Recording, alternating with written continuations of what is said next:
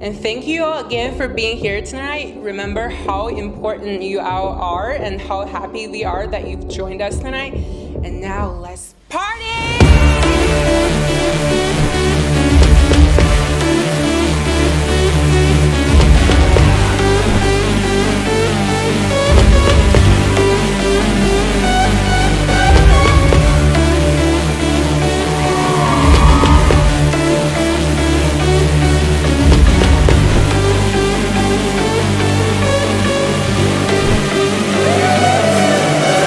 Peter, when I think of you, I think of all the big things and all the little things.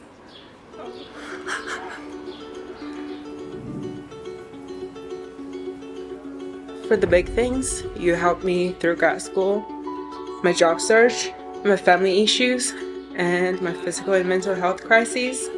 We met each other's families, moved in together, and decorated our place, traveled, got engaged, eloped at City Hall, and now we are getting married in front of people we care about.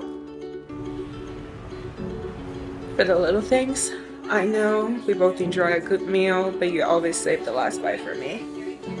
You carry a water bottle around whenever we go out because you know I'd get thirsty. You say I'm sorry when you apologize instead of my bad. You know, I'm sensitive to sunlight, so you would find shade on the street when we are walking around. Every day before you go to work, you have to get the goodbye kiss, and for some time it had to be 7 seconds because you read somewhere that would help you relax and live longer. When I don't have enough room for more food, but I still want to taste something, you would say, "Get it for me," so I could take bites.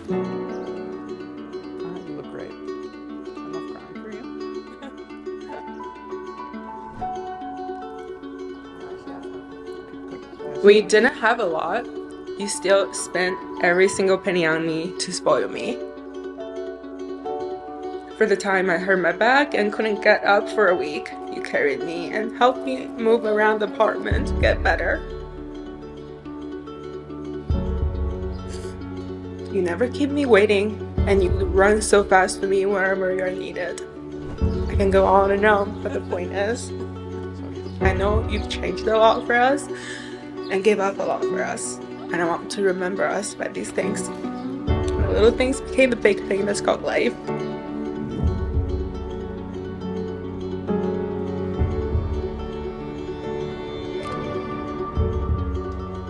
I lived in New York City for a few years before I met you. If someone would have asked me what I thought about the city, I would have probably said it was fine. It was too noisy, it was dirty, it was busy, it was crowded. That's the way that I thought about things then. In 2020, I met someone new. I met you. You were smart, you were ambitious, you were outgoing and positive. You were really well put together, and it was really intimidating, and you were magnetic. You were pretty, you dressed well, you challenged the way that I think about things. Before you, I never would have been as open as I am today. I say yes to things now because of you. So I used to be the kind of person who said no to things. I don't want to go there, I don't want to do that, I don't like that. Now I say yes to everything because I'm excited by you.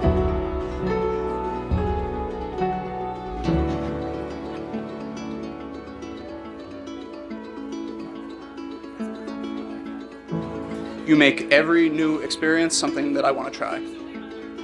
Every cafe and restaurant that you bookmark, every country you add to the list of places we're going to go after all of this crazy wedding stuff is done, and everything you convince me to do.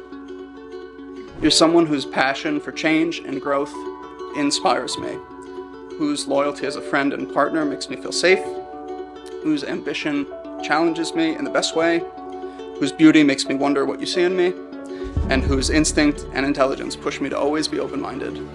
When I close my eyes, or I think about the future, it's so easy for me to picture the rest of my life with you. I know that no matter where we are in our lives, if I wake up next to you, and if I see you right before I go to sleep, we'll be okay. Thank you for being exactly the right person for me. There's no one else in the world I could be here with today. I love you. I never romanticized marriage, and because of my childhood experience, I even disliked the concept of it. However, I know what I experience and feel when I'm with you, and you are the person I want to be with.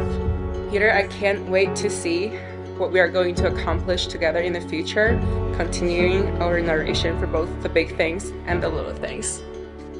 By the authority vested in me by the state of New York, I pronounce you husband and wife again. Please start the journey with a kiss.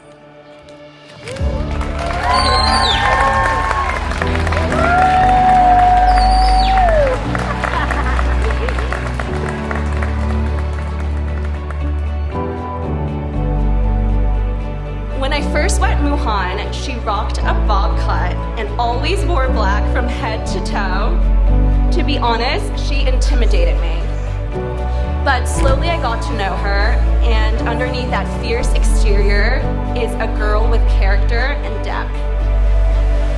From the moment I met Peter, I knew he was a walking green flag. He is calm, intelligent, and humble, a perfect complement to our Princess Muhan. The dedication and commitment Peter has for Muhan shows in the little things. It's randomly bringing her pastries from a bakery she found on Instagram, and somehow Peter manages to remember it. It's joining her in solidarity on a 24-hour fast before a health checkup. It's holding her hand at every doctor's appointment and even fainting in the examination room at the sight of Muhan in pain. Peter, I'm so glad you didn't faint at the altar today.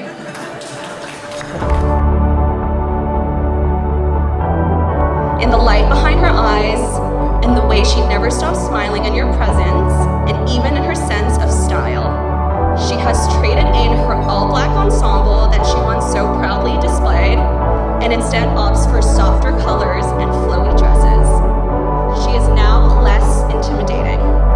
So thank you, Peter, for showering her with love and devotion, and continuing to support Muhan as she becomes the woman of her dreams.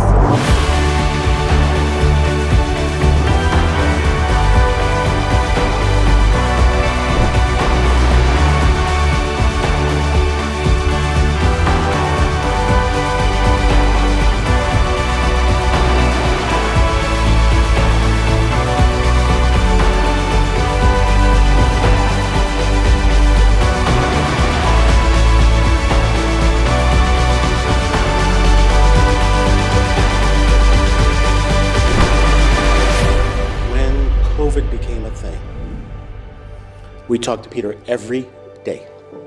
I am not exaggerating, every day. And he seemed to be in incredibly good spirits. It was so weird. He was like in a good mood. And well, Peter, at that point in his life, was not often in a good mood. And then we learned why. And she's sitting right there in that white dress. He was in a good mood because of Muhan.